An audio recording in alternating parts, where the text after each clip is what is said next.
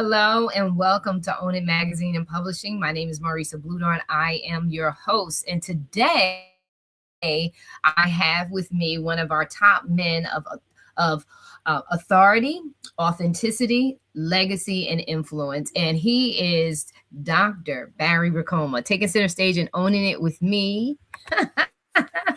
So excited to be here with you tonight.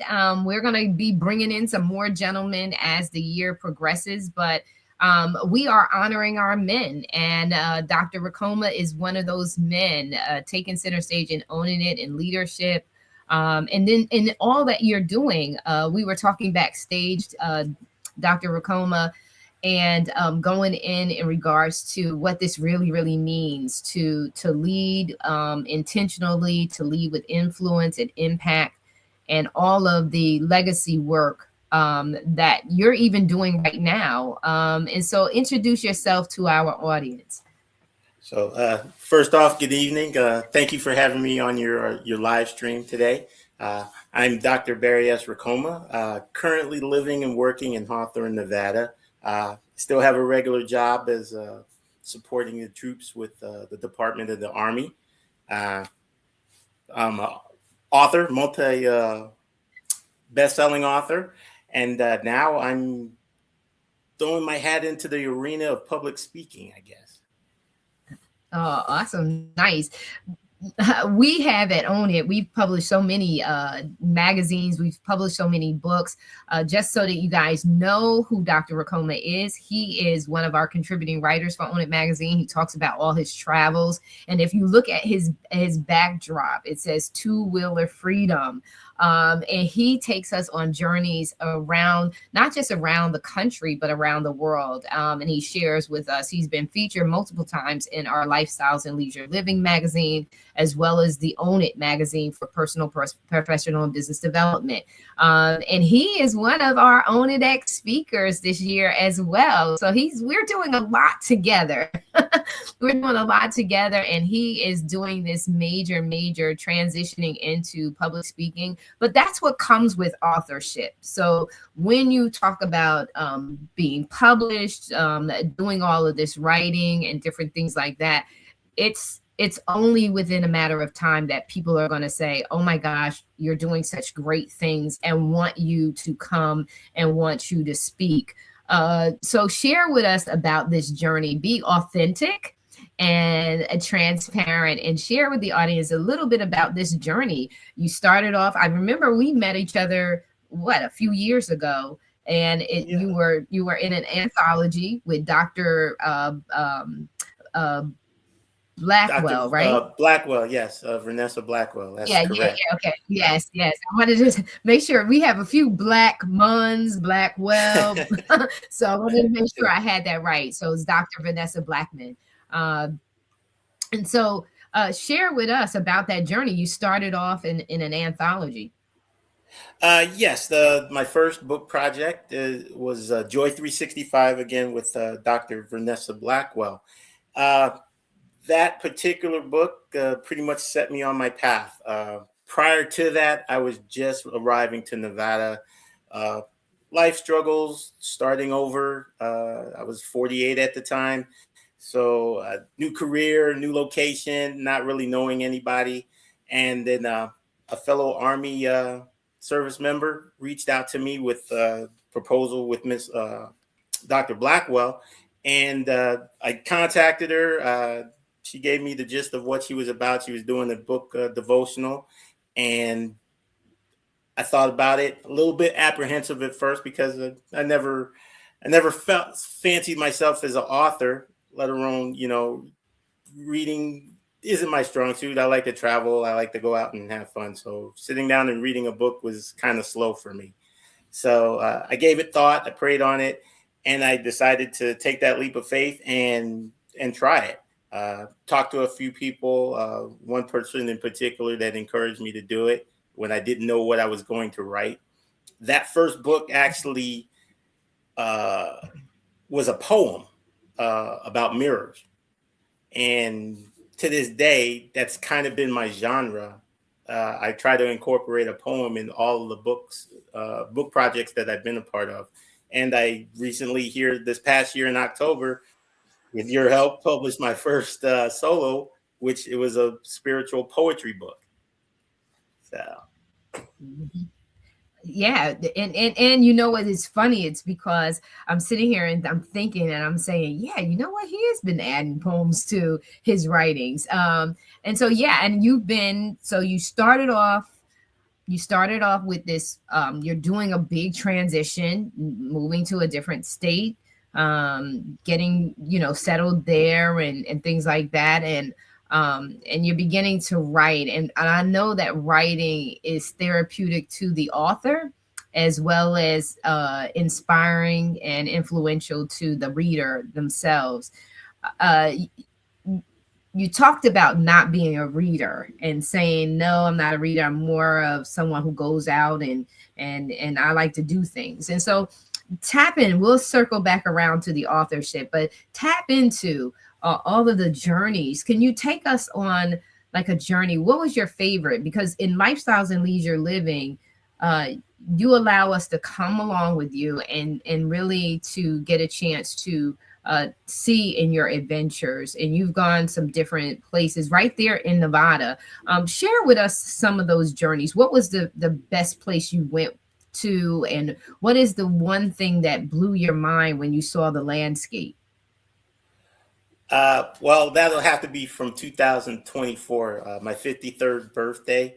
Uh, I took a motorcycle road trip with my nephew Ethan to Sturgis, the largest motorcycle rally in America, and Mm, we did it old school. We backpacked and we rode 4,000 miles round trip. It was amazing. It was phenomenal.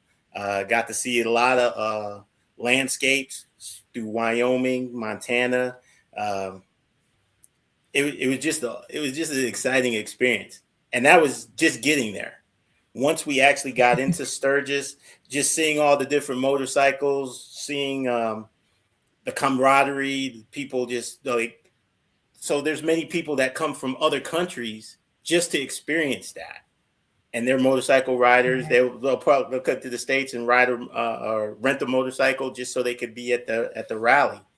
And Wow. we had the opportunity to ride through the Black Hills, Iron Mountain, headed up to Mount Rushmore, which was very, very nice to see. Let's see what else we Wow. did. We coming back, we went through Yosemite National Forest. Didn't see Old Faithful, but we did see some steam coming up out of the ground, and we did run into some buffalo. Not actually hitting them, mind you. We just saw them grazing Right. and moving through the herds. So it was a very worthwhile and enjoyable experience. One that I will always carry in my heart and remember. Yes, yes. What, that's amazing. And how powerful is that to do it with your nephew, to take the time to make sure that he got that kind of exposure to, and had that experience. Well, actually, it was unintentional. So, fun story. He actually called me up a couple months prior to that and asked me if I wanted to go to Sturgis. I was like, yeah, that'd be cool. When were you thinking? And he's like, oh, maybe in August. I was like, okay. I had to work around some scheduling stuff. But prior to that, the year prior, he had come down. He had moved to Idaho, and he came down to Nevada. Asked if he could come down and visit. I was like, sure. You can come down. We can celebrate my 52nd birthday at the time. And ironically enough, we went to Las Vegas and went skydiving. Neither one of us had done that before, so I thought it would be an awesome experience, which it was. It was great. And then and that just kind of started the process of uh, us getting together. Yeah, on my birthday, yeah, but that wasn't even planned. But he called me up Oh, and we made plans for. I think what it was is he asked his parents if he could go. They didn't want to go, and he said, "Well, if I can get Uncle Barry to go, will you let me go?" And so I was like, "Okay." So there it was. So it worked out oh, that's cool. beneficial for everyone. So And that's cool because we have that in the Own It magazine. You're mhm. skydiving. Do you Yes, remember that? yes, I do. I Yeah, and do. that's so that's cool. Yeah, So, yeah. because It's amazing how. Go ahead. oh no, I was just gonna say, yeah, all the articles that I do contribute to Own It, I also post on my website, twowillfreedom.com, as part of my blogging. That's it's awesome because now you can, now we're at a point where many of you guys, we've been together for years now. It's not just, we're just getting to know each other. We've been together for some time. And just hearing that and then saying, oh my God, both of those are actually captured in the Own It magazine. And so that's Mhm. awesome. I want to kind of dive into, go back into the, um, I want to dive into why we're here in regards to honoring our men. And so that the audience understands that first Own It magazine had decided that it was going to celebrate women. With my background in behavioral sciences and just watching and coaching and working with individuals, I work with both men and women, and so just watching the women, their relationships with one another, and the need for collaboration, the complication that sometimes comes with collaborating, and things like that. I had chosen to honor some women, to celebrate them, and we were successful in honoring 100 women last year in 2025.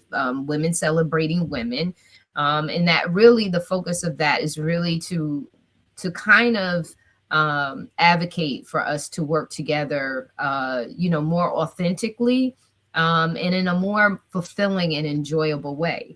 Well, in the backdrop of that, because I love both men and women, I said, I need to not just, we celebrate women, and we focus sometimes a lot on women. And I always hear in the background men not being appreciated as much. And so my heartbeat went towards the men to say, hey, let me celebrate and honor our men. And so I didn't want to say celebrating our men. I wanted to say honoring them, right? Because as the head goes, so does the body. We want to honor you guys. And so that's where this was birthed out of, was saying like, we really want to make sure that you guys feel like you're loved, you're appreciated, that you're seen, that you're valued, and that you're honored. And so, with that being said, there's a project that you worked on last year that you participated in.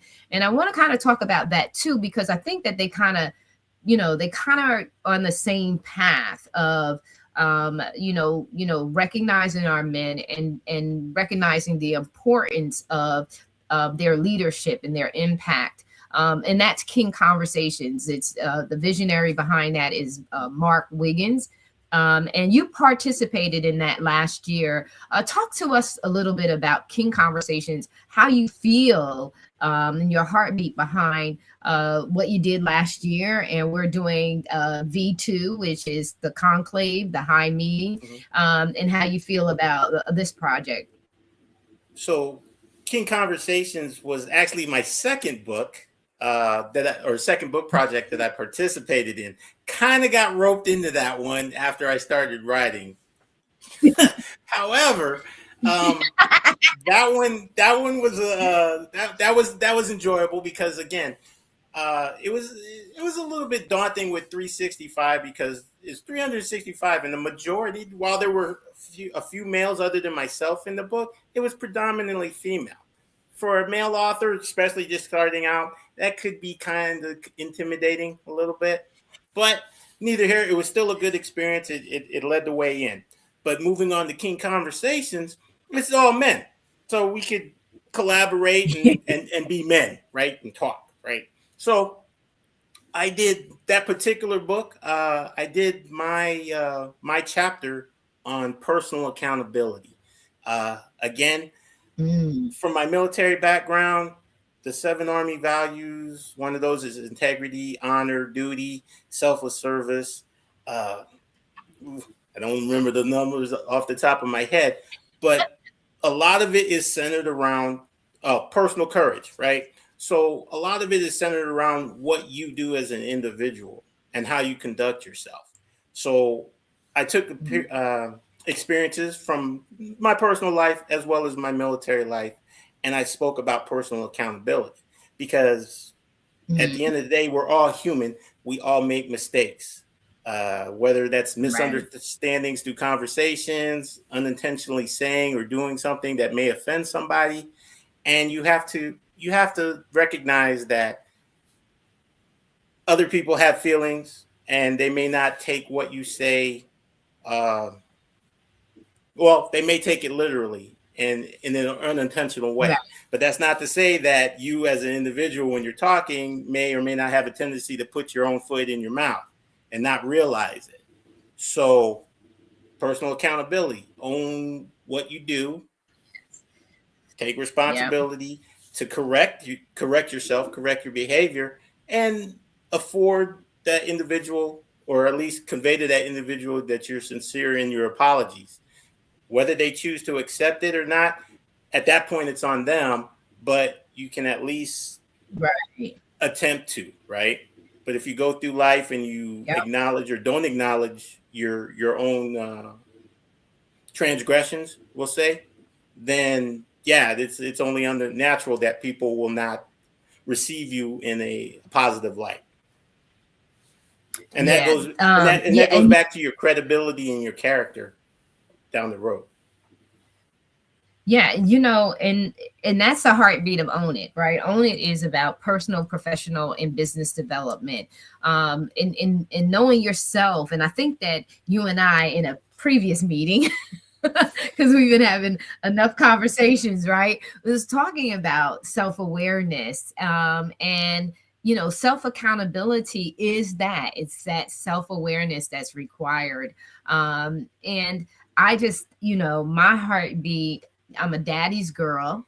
I'm a daddy's girl because I got three daddies. I got my heavenly father, I got my biological father, and I had a stepfather. And they all brought something different to the stage for me as a woman, as a little girl coming up. And I believe that the trio of them have been the strength of who I am today. And that's why this project was so important to me. And that's also, too, why making sure that we honor our men is always very important to me.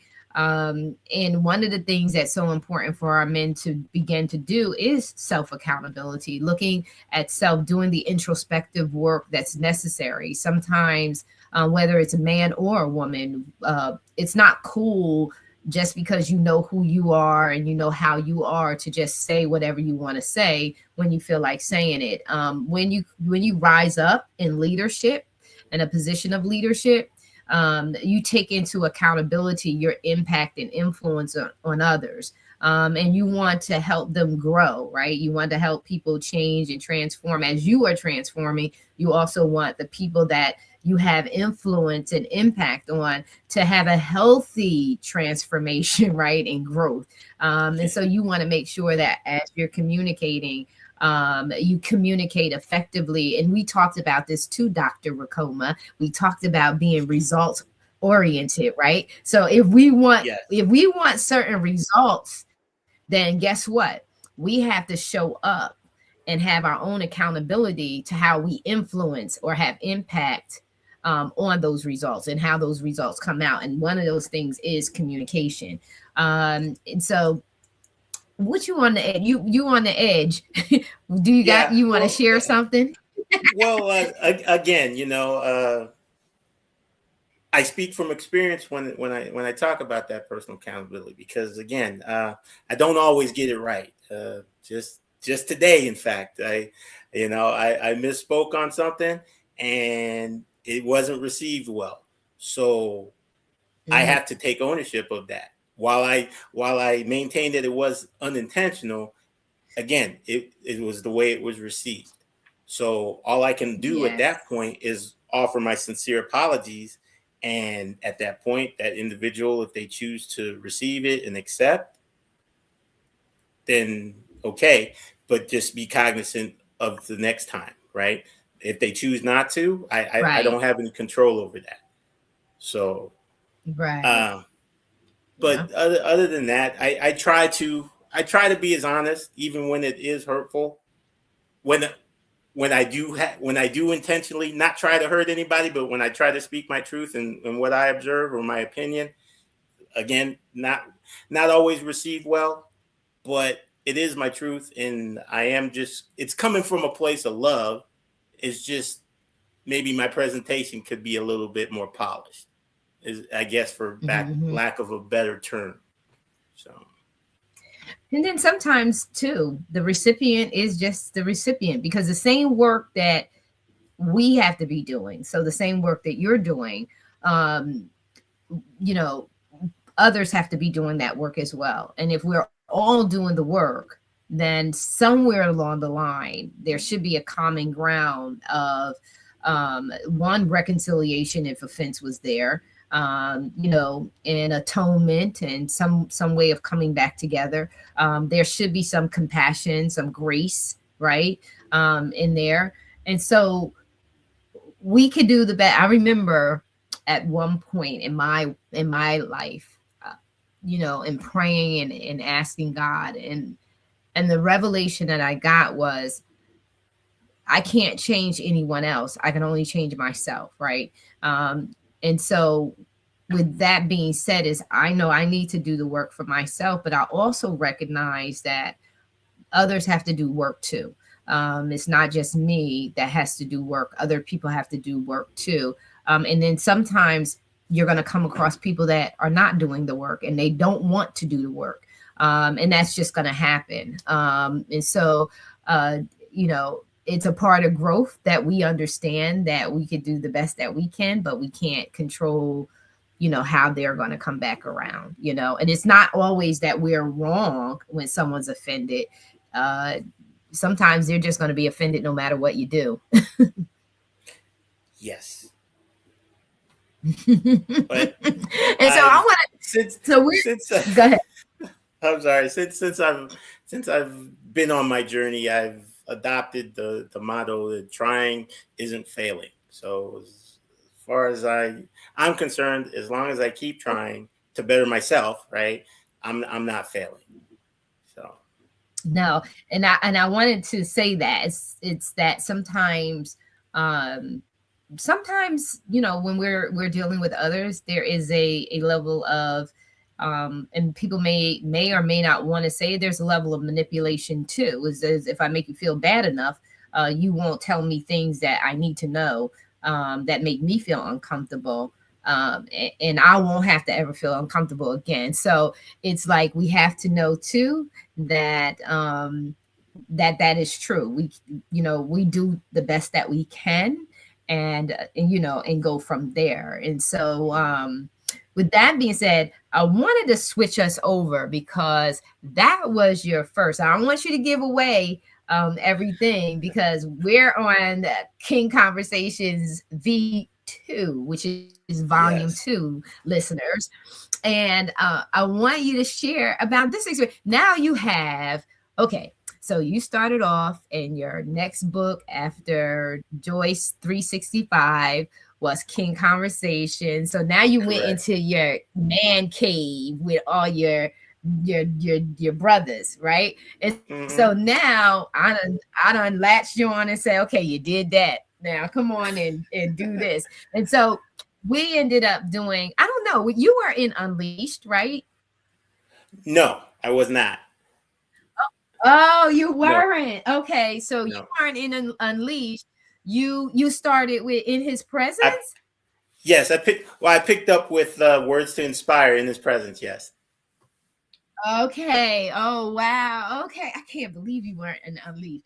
Okay, so this is okay. So audience, Words to Inspire You is originally a single author, which is me, and it has 6 volumes.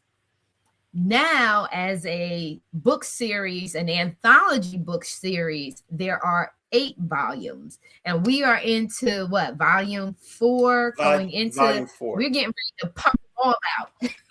We're getting ready to pump, we're getting ready to pump 4, 5, 6, 7, 8 all out, right? Yes, yes, We're getting ready yes. to be My a my beast in fingers this. hurt. Just so you know, my fingers hurt.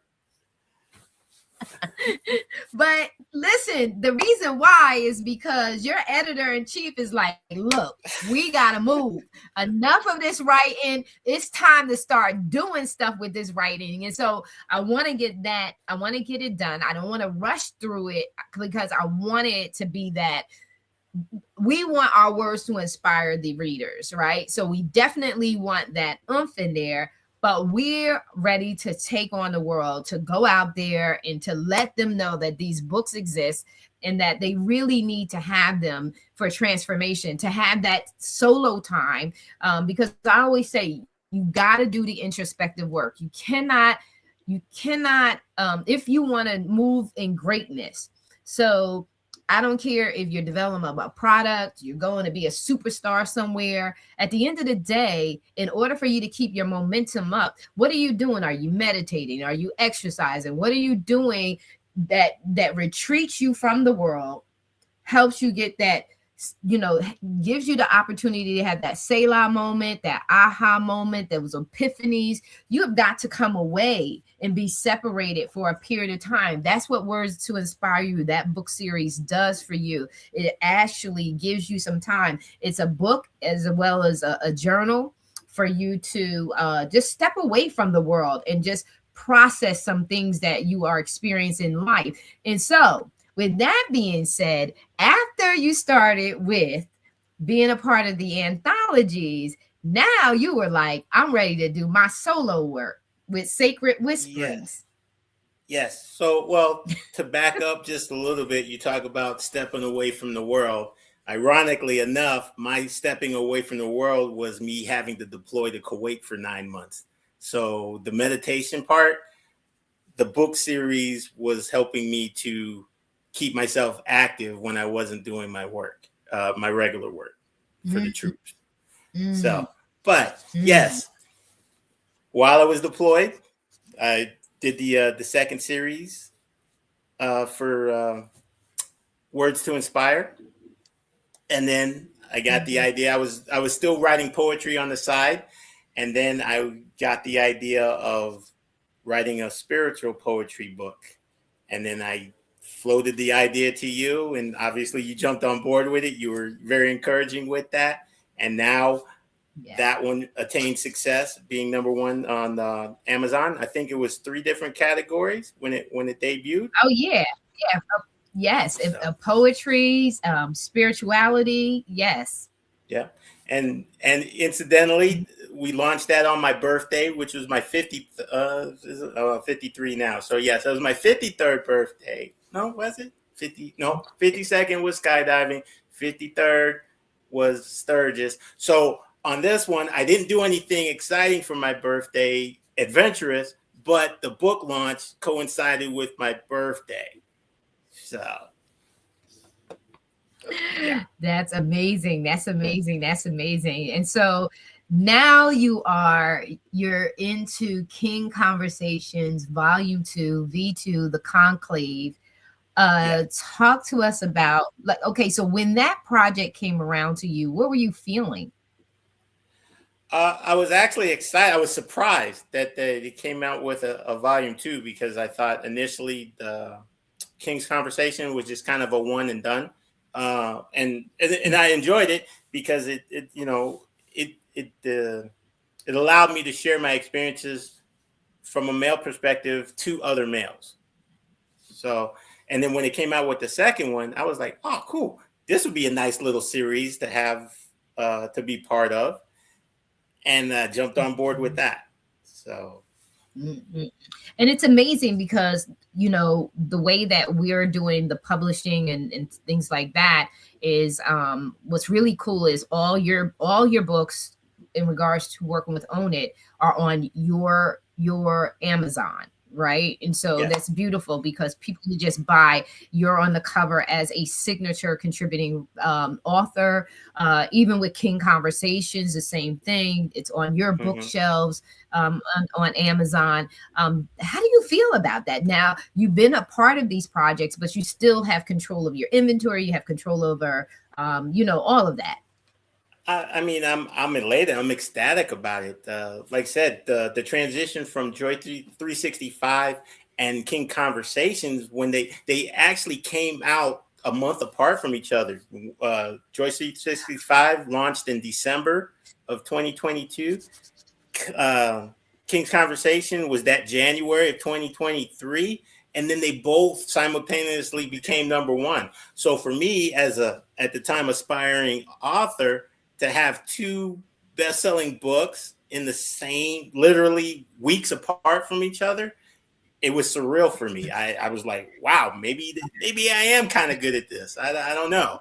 So it's been a Uh, fun experience. Again, it hasn't been without its own unique challenges. Again, just understanding the process. I didn't realize how easy it was to become a published author. However, the marketing is a totally different animal in and in itself, and I'm learning that still through this journey. But yes, yes, yes. Marketing. I've had a great time though. And marketing comes from doing like strategy. It's all about strategizing. And I'm glad you said that, because another part of the author's journey and the success of an author is public speaking. And sometimes authors don't want to do the public speaking, but it is the very, very thing. Your book is your business card. It opens the door for you to do the speaking, and also too, vice versa, the speaking sells the books. And so that's a part of the journey, and now you've entered into that arena of speaking. I want to talk about what's on your screen. I want to talk about your latest greatest achievement, becoming Dr. Barry S. Racoma. How you feeling, doctor? Weird. I feel weird. It's different. It really is. Um, it's humbling. It's exciting. Uh, but again, it's not something that I would had ever thought myself becoming in terms of title. Mhm. There was Sergeant First Class Racoma, soldier, leader, right? Then there was Dad, Barry Racoma. Then there's Uncle B, Uncle Rico. Now I'm Doctor. It carries weight, but Yes. I admit I've had weight on my shoulders about calling myself Doctor. It's it can be well, let me put it like this. So when I'm in my regular day job, there's no place for Dr. Barry. I mean, I can write it on my desk, but I'm not running around, hey, you need to call me doctor, this, that, the other. I'm not trying to project myself that way, because it doesn't align with what I'm doing for my regular job.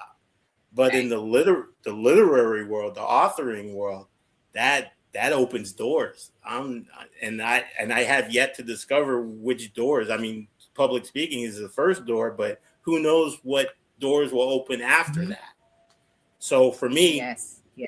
initially it was overwhelming, because I was having that imposter syndrome. Do I really want to call myself that? Because I'll be honest with you, I had people, not directly to my face, but I've heard whispers, calling me out. Oh, he ain't a real doctor. Where's his degree? Where's his accreditation from the university, or whatever the case may be? It happens. People are gonna, they're like you said, people are always gonna have something to say, whether you're doing good, whether you're doing bad. uh, Again, I will go on record now and saying it is an honorary degree. It is not academic. I am receiving this prestigious honor because of the work I do as a writer, not any type of Right. academics or A plus, right? So Right. there, I said it. It's Uh-huh. done. I own the title now. And It's mine. there you go. There you go. And as I said to you before, it said, with the experience, and you've gotten your honorary doctorates in humanities, and You've done that. You've served that even in the military, giving to others and doing the work of serving. And so wear it and wear it proudly. And know people who are humble are not into accolades. We're not into the titles. We would do the work without the title. We don't need them. However, it does open doors for you. It does set the tone for you when you come into the room. And your work alone, without even having the title, sets the tone for you. Giving your service as a military man sets the tone for you. You deserve the honor. You deserve to be called Dr. Racoma. That's why I keep doing it. And I do it because we have to hear it to own it. We have to hear it to own it. It's not a prideful thing. It's actually, just like you said earlier, it's humbling. It's like, wow, and so, wear it proudly. I am very, very proud of you. I'm so excited. I'm honored to be working with you. I'm so honored to do work for you. And the best is yet to come. The best is yet to come. And I'm excited about the doors that are, opening up for you, and the opportunities that are opening up for you. I wanted to talk to you because we're going to close out on this because we can keep chatting. But I want to talk about your you don't have to go into detail about it, but you're getting ready to write something else that's major and big for you. You're getting ready to write another book of your own, on a different level. And you don't have to share because I know you're fresh into it. But talk a little bit about your heart. How sobering is it? The project that you're entering into now. Well, I mean, it's very sobering. So the project I'm working on is to coincide with the upcoming ONIC X public speaking. So basically, it'd be my debut speech, or as part of, to introduce the book as well. Um, it's very sobering in the fact that, again, I'm reaching inside and looking within to understand what I'm trying to convey, because the things that I convey in the book are the things that I did, whether they were good, whether they were missteps, my own shortcomings, and how I worked through that, how I learned to accept my own faults and push forward to not so much forget my past, but to learn from it so I could be a better version of myself. And hopefully, Mhm. just like Sacred Whisperings, this book will hopefully inspire somebody who picks it up, that even though you stumble and you fall, you can recover. Even if it is by yourself at start, but eventually when you're trying, you're not failing. And when people see that, maybe that'll be put into their heart to uplift you as well, because two is better than one, right? Yep. So, so. But I'm Yeah. I'm I'm Yeah. looking forward to I it. Again, I'm still working through the process, because again, I'm very, I don't want to say I'm camera shy, because I have been known to take a few 100,000 selfies of myself in the past, right? However, speaking live on a stage of however many people is not the same as talking to a group of soldiers. With talking with a group of soldiers, there was a right. bunch of yelling and me pointing my finger. I can't do that at Onidex. So I gotta learn the intricacies, right? Mm-hmm. Mm-hmm. So, That's too funny. I can't see you pointing your finger or yelling at anybody. oh yeah, yeah. There's evidence. Oh, well, I'm so excited for you. I know that this work is really going to pull on your heart and tug at you to go deeper and deeper in, and do, recognize yourself, and to see yourself and to see all that you've done. And my prayer for you is that you would see it in a way of all that you've given that has been good. Because we're not perfect. We're not perfect, our individuals. We're not perfect friends. We're not perfect parents. We're not perfect children. We're not perfect aunties or uncles. We're not perfect. But we have good hearts. And I know that you have a very good heart, and you want to do the right thing. And um, when you see individuals like yourself, and just the model and character that you try your darndest to be, that you're conscious of, um, you just excited for them. I'm excited for your journey. I'm excited for you and what's happening. And like I said, my prayer for you is that you are enjoying the moment. I had a good friend of mine say to me, Dr. Sean Hoggs, my childhood friend of mine, he said, Marisa, as I was beginning to get my degrees and later in life, I didn't start getting my college degrees until I was in my 40s. And I remember him saying to me, Marisa, you celebrate everything. You celebrate the big, you celebrate the small, you celebrate all of your in betweens. So my hope and prayer for you is that you get a chance to ease up off yourself and enjoy it, because you deserve to be honored. And I am so thankful to God that I have a platform by which I can honor you. And so thank you for being a part of the Own It Magazine's 2025 honoring our men special edition of Own It Magazine. So thank you so much. And these conversations are going to be going on throughout the year. So I'm looking forward to you coming back later on and talking about once you've published this work, because this is serious work. The book that you're publishing now, your poetry was very, very serious, very transparent and vulnerable. But this work that you're getting ready to do here is a different dimension of yourself. And I'm looking forward to seeing the finished product. And I'm also looking forward to when you come back to hear about the, me and my psychology, right? So looking to hear about the psychology of it all, like all of those EI, emotional intelligence, and all of that good stuff, and just just how you frameworked it out, because there's different dimensions that you're going to focus on within the body of the work that you're getting ready to do, and it's interesting to see how you pull that all together. So I want to just say thank you so very much. Any closing thoughts for our audience? Well, one, it'll be interesting for me to see how that process works too, because I'm still learning. But I just want to thank you, fellow classmate, Dr. Bladorn, for being able to present me in a positive light and be on your platform. Again, without God and your grace, I wouldn't be here right now. So I thank you for that. Oh, thank you. Thank you so much. To my future readers, please go on Amazon, search my name, Barry S. Racoma, Sacred Whisperings. Check it out if you like, and share with a friend. Awesome.